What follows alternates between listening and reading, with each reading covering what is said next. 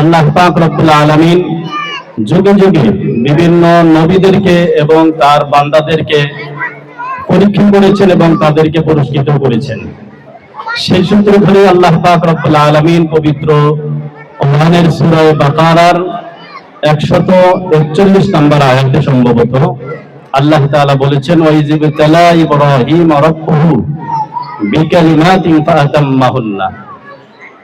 আপনি ওই কথাটি স্মরণ করুন যখন হযরতে ইব্রাহিম আলাইহিস সালাতু ওয়াস সালামকে তার রব কিছু কালিমার মাধ্যমে পরীক্ষা করলেন।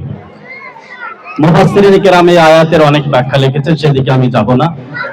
মূল উদ্দেশ্য যেটা, আল্লাহ পাক রব্বুল আলামিন হযরতে ইব্রাহিম আলাইহিস সালাতু ওয়াস সালামকে বিভিন্ন ভাবে পরীক্ষা করেছেন। আপনারা সবাই জানেন যে যত আম্বিয়া কেরাম আসছে তার ভিতরে সবচেয়ে বেশি পরীক্ষার সম্মুখীন হয়েছেন হযরত ইব্রাহিম আলাইহিস সালাতু ওয়াস সালাম।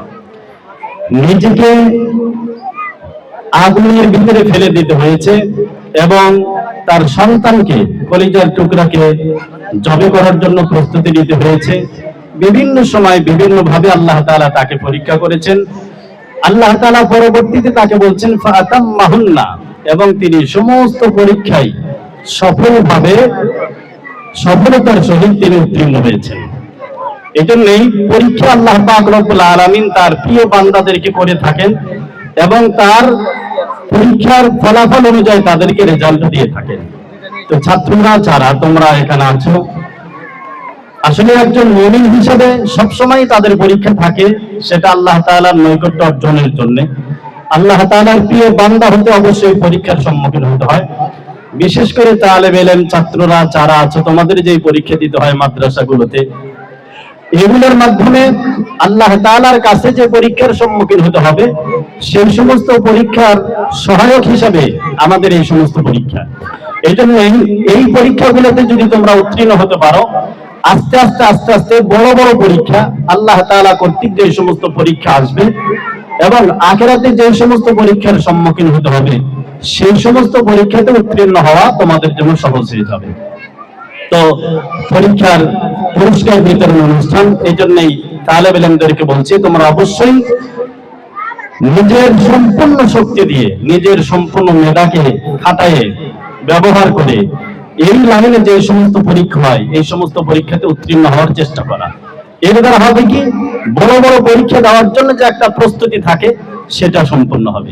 এই জন্যই যারা আজকে পুরস্কার পাবে, তোমরা খেয়াল করবে যে ভবিষ্যতে যেন আরো ভালো রেজাল্ট করা যায় এবং ভালোভাবে আমি যেন আরো সুন্দর পুরস্কৃত হতে পারি, পুরস্কার পাই, এর চেষ্টা করা। যারা পুরস্কার পাচ্ছে না তাদেরকেও অবশ্যই জান তোর মেহনত করতে হবে এবং তোমাদেরকে আরো ভালোভাবে অধ্যয়ন করতে হবে, কিতাবাদি ভালোভাবে পড়ে যারা পুরস্কৃত হচ্ছে, যারা 1-2 সিরিয়ালে গেছে, বোর্ড স্ট্যান্ড করেছে, তাদের মতন হওয়ার চেষ্টা করতে হবে। দ্বিতীয় যে বিষয়টি অভিভাবকদের সম্পর্কে, আজকের অভিভাবক সম্মেলন, এখানে আমরা বিভিন্ন সময় অভিভাবকদের সম্পর্কে আলোচনা করে থাকি নুরানি মাদ্রাসাতে বিশেষ করে। তো সেই জায়গাতে আমরা অনেক লম্বা চূড়া আলোচনা অনেক সময় করেছি। তো এই জন্য লম্বা চূড়া আলোচনা নয়, 1-2টি কথা বলে আমি শেষ করব। অভিভাবকদের অবশ্যই খেয়াল রাখতে হবে, মাদ্রাসাতে যে ভর্তি করে দিয়েছি, মাদ্রাসার যে নিয়ম কানুন গুলো আছে সেগুলো অবশ্যই ফলো করতে হবে। অনেক সময় দেখা যায় যে আমরা হয়তো এরকম বলে থাকি যে আমি এই গ্রামেরই লোক, আমার জন্য আবার কিসের নিয়ম, কিন্তু না, প্রাতিষ্ঠানিক যে নিয়ম থাকে সেটা অবশ্যই আপনাকে ফলো করতে হবে। আপনি যখন প্রাতিষ্ঠানিক নিয়মটা ভাঙবেন, আরেকজন আসবে, সেখানেও সে এটাই চাবে, তার মন যেরকম চাচ্ছে সেরকম ভাবে তার ছাত্রকে চালাইতে চাবে, এরকম যেন না হয়। তো 1 নাম্বার কাজ হলো অভিভাবকদেরকে মাদ্রাসার যে নিয়ম দেওয়া আছে সেটাকে ফলো করতে হবে, সেটাকে মানতে হবে। দ্বিতীয় নাম্বার কাজ হলো যে মাদ্রাসার সাথে ওস্তাদরা যারা থাকেন, অভিভাবকদেরকে বাকায়দা নিয়মিত যোগাযোগ করতে হবে এবং তাদের সাথে খোঁজ খবর নিতে হবে যে তার বাচ্চাটা ঠিকঠাক মতো করতেছে কিনা। পরীক্ষার রেজাল্ট হওয়ার পরে তার পরীক্ষার রেজাল্ট কেমন হলো, কোন সাবজেক্টে তার কমতি আছে, সে বিষয়ে ওস্তাদদের সাথে এবং ছাত্রর সাথে আলোচনা পর্যালোচনা করে নেওয়া। তৃতীয় আরেকটা বিষয় যেটা থাকে সেটা হলো মাদ্রাসাতে যে পরিবেশটা আছে, বাড়িতে সেই পরিবেশটা করার চেষ্টা করা। অনেক সময় এরকম হয় যে আমরা মাদ্রাসা, তো এখানে কোরআন শিক্ষা দেওয়া হয়, নামাজের শিক্ষা দেওয়া হয় এবং ইসলামের যে ধর্মীয় শিক্ষাগুলো আছে সেগুলো বিষয়ে শিক্ষা দেওয়া হয়, কিন্তু বাড়িতে যাওয়ার পরে পরিবেশটা এত জঘন্য যে যেই পরিবেশের ভিতরে নামাজটা পর্যন্ত পড়ার পরিবেশ থাকে না। এই জন্যই অভিভাবকদের অবশ্যই তার বাড়িতে সেরকম একটা পরিবেশ থাকতে হবে, যেই পরিবেশের মাধ্যমে তার বাচ্চা, তার যে ছাত্র আছে, সে যেন বাড়িতে গিয়েও সেই মাদ্রাসার একটা পরিবেশ পায়। এই তিনটি নসিহত আমি অভিভাবকদের সম্পর্কে বলছি। শেষ পর্যায়ে একটা কথা বলেই আমি শেষ করছি।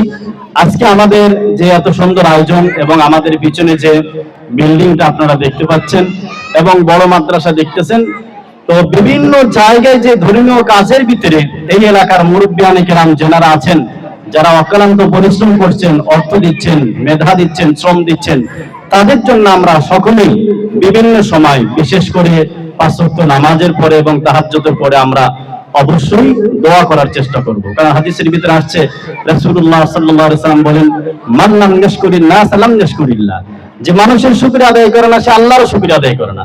তো যাদের বদলতে, যাদের পরিশ্রমে আমরা এত সুন্দর ব্যবস্থাপনা পেয়েছি, এতগুলো প্রতিষ্ঠান পেয়েছি, এখানে বড় মাদ্রাসা আছে, নুরানি মাদ্রাসা আছে, মহিলা মাদ্রাসা আছে, স্কুল আছে, হাই স্কুল আছে, সব ধরনের প্রতিষ্ঠান আমাদের এই গ্রামের ভিতরে।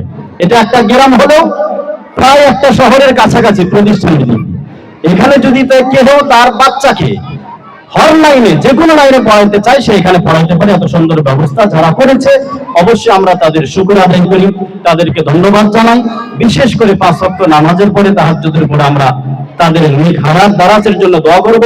আল্লাহ তাআলা যেন তাদের ব্যবসার ভিতরে, তাদের হায়াতের ভিতরে বরকত দান করেন। এই বলে আমার সংক্ষিপ্ত বক্তব্য শেষ করছি। ওয়া আখিরু দাওয়ানা আলহামদুলিল্লাহি রাব্বিল আলামিন।